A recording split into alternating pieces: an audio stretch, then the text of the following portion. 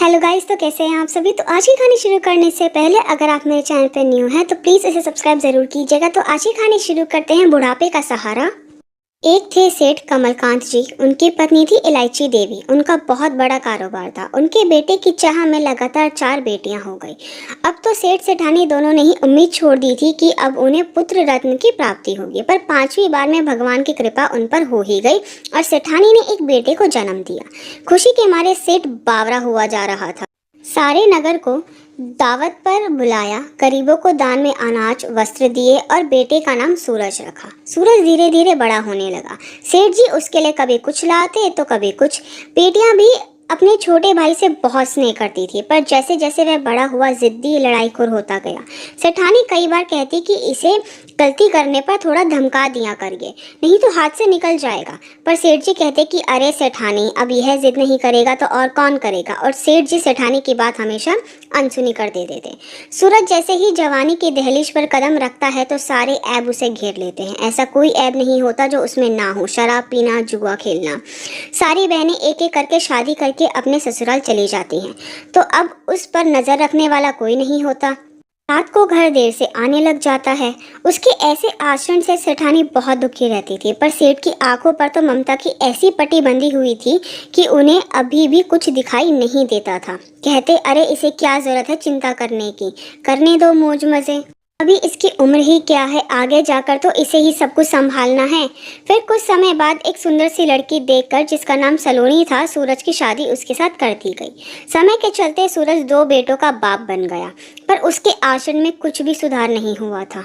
एक दिन सेठानी सोई तो उठी ही नहीं।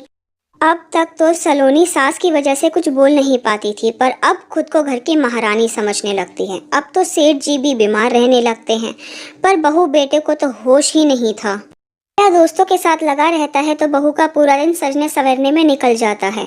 बच्चों को भी अपने दादा के पास नहीं जाने देती थी। व्यापार में घाटा दिनों दिन बढ़ता जा रहा था और इस चिंता में सेठ जी और भी बीमार होने लगे थे। बिस्तर में पड़े पड़े सोचते कि कितनी मेहनत से मैंने व्यापार जमाया था, इज्जत कमाई थी। बेटियों पर भी कभी ध्यान नहीं दिया, बस बेटे की ही ममता में बावरा हुआ जा रहा था।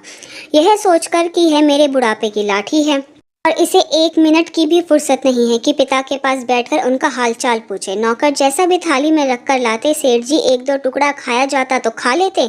अब शिकायत भी किससे करे, ना तो बेटे के पास टाइम है ना बहू के पास, जो एक बार यह देख ले कि मैंने खाना खाया है कि नहीं, या मेरा कुछ और खाने का मन तो नहीं है। एक दिन सेठ जी की छोटी बेटी और जवाई उनसे मिलने आई। बोली, पिताजी आप कैसे हैं। एक दिन गांव में अपने मुनीम जी मिले थे, उन्होंने बताया कि आजकल आपकी तबीयत ठीक नहीं रहती है। बेटी बाप से बातें करते करते कमरे का मुआयना कर रही होती है कि ना सफाई का ध्यान रखा गया है, ना ही कमरे में पूरी तरह धूप और हवा आ रही है। बेटी ने जमाई की तरफ देखा, जैसे कि उनसे आज्ञा मांग रही हो कि क्या हम पिताजी को कुछ दिनों के लिए अपने घर ले जा सकते हैं। तो फिर वह बोलती है, पिताजी आप कुछ दिनों के लिए हमारे घर चलिए। तो सेठ जी कहते हैं कि नहीं बेटी, मैं तेरे घर कैसे आ सकता हूँ, बेटी के घर का ना कुछ खाते हैं ना पीते हैं।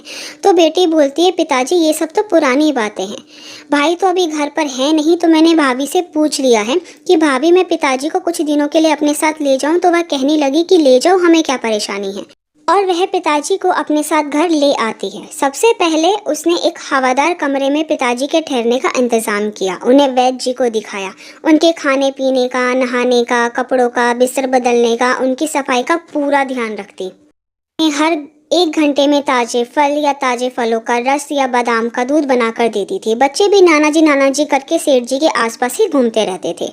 बेटिया की मेहनत रंग लाई और 1 महीने में ही सेठ जी की काया पलट हो गई। उनको देखकर कोई यकीन नहीं कर सकता था कि सेठ जी 1 महीने पहले बिस्तर में से खड़े भी नहीं हो पाते थे। सेठ जी बेटी से कहते हैं कि बेटी हो सके तो मुझे माफ़ कर देना, मैंने कभी भी तुम बहनों की कदर नहीं की, बस बेटे की ममता में पागल हुआ रहता था। तो बेटी ने कहा, ऐसा कुछ नहीं है पिताजी, आप अपने मन पर किसी तरह का बोझ मत रखना। आपने और माँ ने हम बहनों को बहुत प्यार और स्नेह से पाला है, हमें भी किसी चीज़ की कभी कोई कमी महसूस नहीं होने दी। फिर सेठ जी बेटी से कहते हैं कि बेटी अब मैं अपने घर वापस चलूँगा। तो बेटी कहती कि पिताजी कुछ दिन और रुक जाइए। तो सेठ जी कहते हैं, नहीं बेटा, बस तुम अपना और सबका ध्यान रखना और अब मैं चलता हूँ। सेठ जी अपने घर वापस आकर सारी भागदौड़ फिर से संभाल लेते हैं और धीरे धीरे व्यापार में सुधार होने लगता है। और वह अपने मुनीम को कहते हैं कि आगे से सूरज को कोई भी पैसा देने की जरूरत नहीं है। शुरू में तो सूरज खूब नखरे दिखाता है, पर अब सेठ जी उसकी खुशामद करनी छोड़ देते हैं।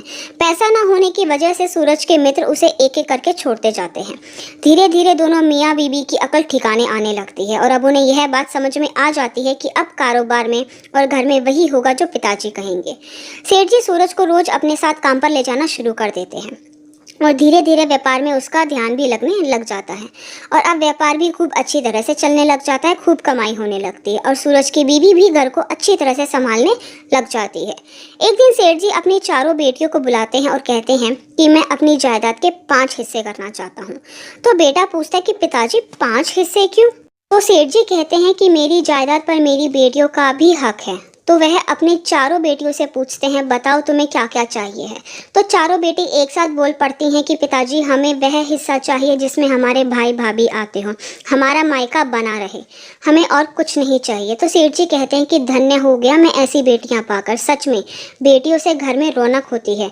या तो एक कुल का नाम रोशन करता है, पर बेटियां तो 2 घरों का नाम रोशन करती हैं। भाग्यशाली होते हैं वो जिनके घर में बेटियां जन्म लेती हैं। तो गाइस कि आपको आज की मेरी वीडियो पसंद आई हो। अगर आपको मेरी वीडियो पसंद आई तो प्लीज़ उसे लाइक ज़रूर कीजिएगा, शेयर कीजिएगा, मुझे कमेंट करके बताइएगा कि आपको मेरी वीडियो कैसी लगी। अगर आपने अब तक मेरे चैनल को सब्सक्राइब नहीं किया तो प्लीज़ उसे सब्सक्राइब ज़रूर कीजिएगा। Thank you so much guys मेरी वीडियो देखने के लिए।